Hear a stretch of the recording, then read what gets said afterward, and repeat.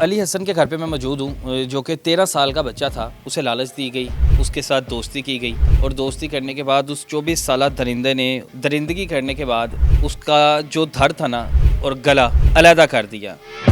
जब उस बच्चे को देखा, उसकी गर्दन साइड पे पड़ी हुई थी, कपड़े भी उतरे, शलवार उतरी हुई थी, कमीज़ पहनी हुई थी।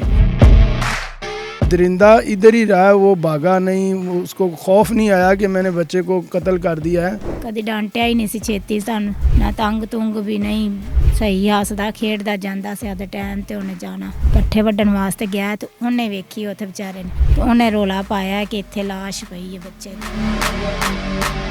इस वक्त अली हसन के घर पे मैं मौजूद हूँ, जो कि 13 साल का बच्चा था। उसे लालच दी गई, उसके साथ दोस्ती की गई और दोस्ती करने के बाद उस 24 साला दरिंदे ने उस बच्चे के साथ दरिंदगी करने के बाद, अपनी हवस पूरी करने के बाद उसका जो धड़ था ना और गला अलहदा कर दिया और उसके बाद उसे पालियों में फेंक दिया। उसके रिश्तेदार मेरे साथ मौजूद हैं।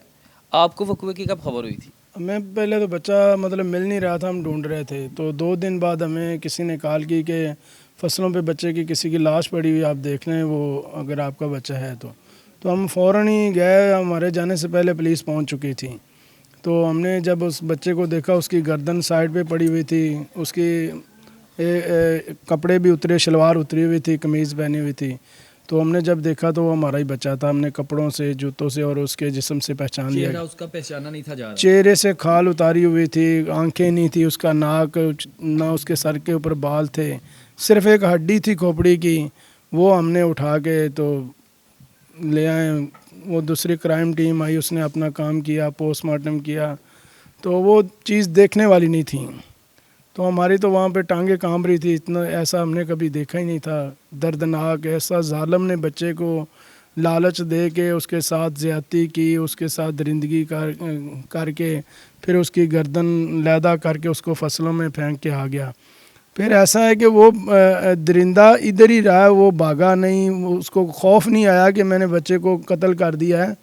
तो वो बेकरी पे ही बैठा रहा। हम ढूंढते रहे। जब उसको हमने बेकरी पे उसकी 7:20 पे वीडियो देखी कि बच्चा उसके पास आ रहा है, जूस ले रहा है, तो उससे पैसे भी नहीं उसने लिए। उस पर शक पड़ गया कि इसके अंदर ही है कोई मसला। वो तो पुलिस ने बहुत अच्छी अपनी कारकर्दगी दिखाई कि उसको ट्रेस करके। बिल्कुल। तो अच्छा जी, बिल्कुल। यहाँ पर एक बात वाज़ेह होती है कि आप लोग के बच्चे हैं और अगर बालिग हो चाहे ना बालिग हो, बच्चों का एहतियात करें, बच्चों को देखा करें, बच्चों की दोस्तियाँ किन के साथ है, बच्चे जानते किसको है। क्योंकि बच्चों के साथ आप ऐसा माहौल बनाएंगे तो बच्चे ये चीज़ें बताएंगे। अब बच्चे को क्या पता था कि उसके ज़हन में शैतान है? उसने तो दोस्ती की कि लड़का अच्छा है, लेकिन क्या पता था कि वो हवस पूरी करने के लिए ये काम करेगा। फैमिली हमारे साथ मौजूद है, बाकी मज़ीद फैमिली से भी हम बात करने की कोशिश करते हैं। और क़यामत का समा है इस वक्त इस घर में, क्योंकि एक 13 साल का बच्चा जो है उसकी मैयत इस घर से उठाई गई है। और अफसोसनाक और दर्दनाक वाक़या वो है, तब रूह कांप जाती है जब ये बात पता लगती है कि उसके वालिद ने, उसकी वालिदा ने उसका चेहरा नहीं देखा। चेहरा क्यों नहीं देखा? कि वो दरिंदा उसे पैलियों में फेंक गया था।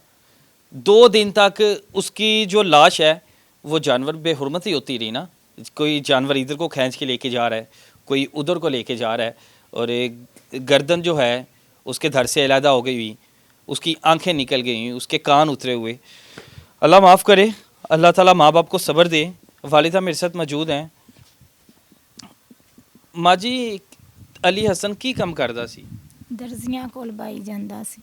दर्जिया कोल जांदा सी। कितना अरसा हो गया काम ते पाया सी? 3 साल हो गए। 3 साल हो गए ने। कि अंडरस्टैंडिंग सही नहीं सी? सलाम अली हसन सारियां गल्लां आके तुहानू दसदा नहीं सी? अली हसन नहीं, बस यही दसदा सी। अम्मी मैं उस्ताद कोल सीधा गया, मूँह ते घर आया वां, बस इन्ना को दसदा सी। सानू ये नहीं सी दसदा कि अम्मी मेरे राह च मैं खलोना वां जां बहना वां, तां वास्ते मेरे नाल टाइम ला के आना वां। टाइम की 8:30 8 बजे घर आ जांदा सी। इन्ना को टाइम हुंदा सी, ते इन्ने को तो टाइम ते उत्थे राश वाधू अड्डे ते ही आखना भी ते राश वाधू अड्डे ते आ ही जाएगा। माशाल्लाह सही घर। अली हसन घर नहीं आया सी? नहीं, अली हसन घर नहीं सी आया। फिर ਲੱਭਦੇ ਰਹੇ ਅਸੀਂ, ਸਾਰੇ ਲੱਭਿਆ, ਪੁੱਛ ਦੱਸ ਕੀਤੀ ਆ ਵੀ ਆਪਦੇ ਰਿਸ਼ਤੇਦਾਰਾਂ ਤੇ ਵੀ ਪੁੱਛ ਦੱਸ ਕੀਤੀ ਵੀ ਕਿਤੇ ਅਲੀ ਹਸਨ ਆਇਆ ਹੋਵੇ ਤੇ ਨਹੀਂ। ਅਸੀਂ ਵੀ ਘਰੋਂ ਡਾਂਟਿਆ ਹੋਵੇ ਬੱਚਾ, ਚਲੋ ਗੁੱਸੇ ਨਾਲ ਕਿਤੇ ਚਲਾ ਗਿਆ, ਅਸੀਂ ਤਾਂ ਡਾਂਟਿਆ ਵੀ ਨਹੀਂ ਸੀ ਘਰੋਂ, ਕਦੀ ਡਾਂਟਿਆ ਹੀ ਨਹੀਂ ਸੀ ਛੇਤੀ ਸਾਨੂੰ, ਨਾ ਤੰਗ ਤੁੰਗ ਵੀ ਨਹੀਂ, ਸਹੀ ਹੱਸਦਾ ਖੇਡਦਾ ਜਾਂਦਾ ਸੀ। ਆਦੇ ਟਾਈਮ ਤੇ ਉਹਨੇ ਜਾਣਾ ਆਣਾ ਵੀ ਕਰਨਾ। ਬਸ ਇਹ ਨਹੀਂ ਸੀ ਪਤਾ ਦਰਿੰਦੇ ਨੇ ਕਦੋਂ ਦਾ ਉਹਨੂੰ ਦੋਸਤ ਬਣਾਇਆ ਜਾਂ ਕਿਵੇਂ, ਨਾ ਹੀ ਸਾਡੇ ਬੱਚੇ ਨੇ ਸਾਨੂੰ ਇੰਨਾ ਵੀ ਨਹੀਂ ਸੀ ਦੱਸਿਆ ਵੀ ਮੇਰਾ ਦੋਸਤ ਹੈ ਜਾਂ ਰਾਤ ਨਹੀਂ ਘਰ ਆਇਆ, ਤੁਸੀਂ ਥਾਣੇ ਇਤਲਾਹ ਕੀਤੀ? ਹਾਂਜੀ ਤਲਾਕ ਕੀਤੀ ਸੀ। ਇਤਲਾਹ ਕੀਤੀ ਸੀ ਹਾਂਜੀ ਤਲਾਕ ਕਰ ਦਿੱਤੀ ਸੀ ਵੀ ਸਾਡਾ ਬੱਚਾ ਨਹੀਂ ਤੇ ਲੱਭਦਾ। ਲੱਭਦੇ ਰਹੇ ਫਿਰ ਆਪ? ਹਾਂਜੀ ਲੱਭਦੇ ਰਹੇ, ਸਾਰੇ ਪਿੰਡ ਵਾਲੇ ਵੀ ਲੱਭਦੇ ਰਹੇ, ਸਾਰਿਆਂ ਨੂੰ ਵੀ ਕਿੱਧਰ ਗਿਆ ਬੱਚਾ, ਵੀ ਕਿੱਧਰ ਵੀ ਰਹਿਣ ਵਾਲਾ ਤਾਂ ਕਿਤੇ ਹੈਗਾ ਹੀ ਨਹੀਂ ਬੱਚਾ। ਅਸੀਂ ਵੀ ਨਾਲ ਮਿਲੀ ਤੁਹਾਨੂੰ ਫਿਰ ਕਿ ਅਲੀ ਹਸਨ ਦੀ ਜਿਹੜੀ ਲਾਸ਼ ਹੈਗੀ ਹੈ, ਮਈਤ ਹੈਗੀ ਹੈ? ਹਾਂ ਉਹ ਇੱਕ ਭਾਈ ਉੱਥੇ ਪੱਠੇ ਕੱਢਣ ਗਿਆ, ਉੱਥੋਂ ਆਦੇ ਕਰੀਆਂ ਵਾਲੀ ਜਾਂ ਮੈਸਾਂ ਵਾਲੀ ਪੱਠੇ ਵੱਢਣ ਵਾਸਤੇ ਗਿਆ, ਤੇ ਉਹਨੇ ਵੇਖੀ ਉੱਥੇ ਵਿਚਾਰੇ ਨੇ, ਤੇ ਉਹਨੇ ਰੋਲਾ ਪਾਇਆ ਕਿ ਇੱਥੇ ਲਾਸ਼ ਪਈ ਹੈ ਬੱਚੇ ਦੀ। ਉਹਨੇ ਫਿਰ ਪਿੰਡ ਵਿੱਚ ਬਾਬਾ ਰੋਲਾ ਪੈ ਗਿਆ, ਗਾਂਧੀ ਅਗਾਂ ਰੋਲਾ ਪੈਂਦਾ ਗਿਆ ਤੇ ਉਵੇਂ ਫਿਰ ਉਹ ਸਾਨੂੰ ਪਤਾ ਲੱਗ ਗਿਆ ਕਿ ਉੱਥੇ ਬੱਚੇ ਦੀ ਲਾਸ਼ ਪਈ ਹੈ। ਆਦਾ ਬੱਚਾ ਜਾ ਕੇ ਪਛਾਣੋ, ਤੁਹਾਡਾ ਵੀ ਨਹੀਂ ਬੱਚਾ ਲੱਭਦਾ ਪਿਆ ਸੀ, ਲਾਣ ਲੂਣ ਵੀ ਕਰਵਾਏ ਤੇ ਕੋਈ ਨਹੀਂ, ਵੀ ਜਾਓ ਤੁਸੀਂ ਵੇਖੋ ਤੁਹਾਡਾ ਬੱਚਾ ਤਾਂ ਨਹੀਂ ਕਿਤੇ। ਜੋ ਵੇਖਿਆ ਇਹਨਾਂ ਨੇ ਜਾ ਕੇ ਵੇਖਿਆ ਉਹਦੇ ਅੱਬੂ ਨੇ, ਤੇ ਉਹਨੇ ਸਿਆਣ ਲਿਆ ਕਿ ਚਿਹਰਾ ਤਾਂ ਹੈਗਾ ਹੀ ਨਹੀਂ ਸੀ ਕਿ ਪਛਾਣਨ ਵਾਲਾ, ਤੇ ਬਸ ਪੈਰਾਂ ਤੋਂ ਤੇ ਕੱਪੜਿਆਂ ਤੇ ਬਸ ਸਿਆਣਿਆ ਸੀ ਅਸੀਂ। ਬਸ ਦਰਿੰਦੇ ਨੇ ਹਾਲ ਹੀ ਮੇਰੇ ਬੱਚੇ ਦੇ ਇਸ ਤਰ੍ਹਾਂ ਦੇ ਨਾਲ ਚਿਹਰਾ ਵੀ ਨਹੀਂ ਦੇਖਿਆ ਗਿਆ। ਚਿਹਰਾ ਹੈਗਾ ਹੀ ਨਹੀਂ ਸੀ ਬਾਈ, ਚਿਹਰਾ ਤੇ ਉਹਨੇ ਛੱਡਿਆ ਹੀ ਨਹੀਂ ਨਾ, ਕਾਫਰ ਨੇ, ਉਹਨੇ ਜ਼ਾਲਮ ਨੇ ਚਿਹਰਾ ਛੱਡਿਆ ਹੀ ਨਹੀਂ। ਪਤਾ ਨਹੀਂ ਕੀ ਉਹਨੇ ਚਿਹਰੇ ਨੂੰ ਕੀਤਾ, ਕੀ ਜਾਨਵਰ ਤਰੂੰਦਾ ਜਾਨਵਰ ਨੇ ਦੂਸਰੇ ਜਿਸਮ ਨੂੰ ਵੀ ਤਾਂ ਛੇੜਨਾ ਸੀ ਕੀ ਨਾ। ਗੱਲ ਹੋਈ ਸੀ ਜਦੋਂ ਅਲੀ ਹਸਨ ਆਖਰੀ ਦਿਨ ਤੁਹਾਨੂੰ ਮਿਲ ਕੇ ਗਿਆ ਸੀ? ਕੀ ਗੱਲ ਹੋਈ ਸੀ ਅਲੀ ਹਸਨ ਗੱਲ ਨਹੀਂ ਹੋਇਆ ਸੀ, ਕੋਈ ਗੱਲ ਨਹੀਂ ਸੀ ਹੋਈ, ਇੱਥੋਂ ਤੇ ਹੱਸਦਾ ਹੀ ਕਿਹਾ ਹੈ।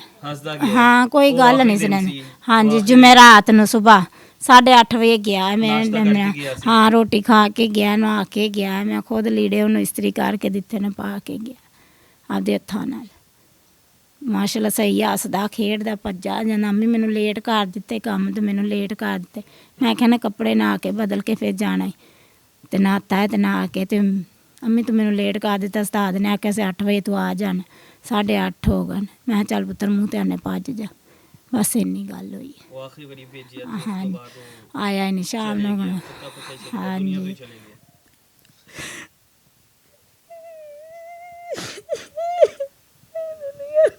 अच्छा, मैं हैरान होता हूँ कि इंसान इस कदर जानवर कैसे हो सकता है कि 13 साल का जो बच्चा है, 13 साल के बच्चे के साथ इस तरह की दरिंदगी और इस तरह की हैवानियत, आपका ज़मीर कैसे गवारा करता है?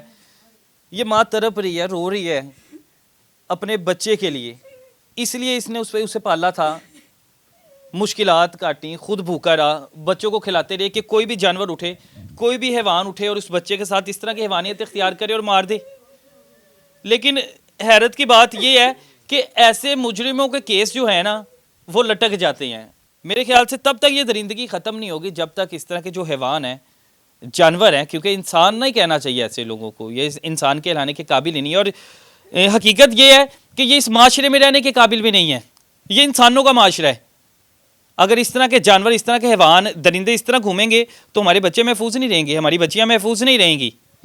जब तक इनको ऐसी इबरतनाक मौत ना दी जाए कि बाकियों के लिए इस चीज़ की निशानदेही हो कि अगर ऐसा काम होगा, ऐसा जुर्म होगा तो ये सज़ा मिलेगी। अल्लाह हाफिज़ है। और मैं आखिर में ये कहना चाहूँगा अदारों को कि जो हमारे अदारे हैं हरकत लें, इस तरह के जानवरों, इस तरह के हैवानों को ज़्यादा देर ना लटकाएँ, ज़्यादा देर सज़ाएँ ना सुनाएं, उम्र कैद ना सुनाएं, या 20 साल बाद 25 साल बाद ऐसे हैवान वापस आ जाएं, बल्कि इनको ऐसी मौत देनी चाहिए कि बाकी इससे इबरत हासिल करें। इजाज़त है मुझे, अल्लाह हाफिज़।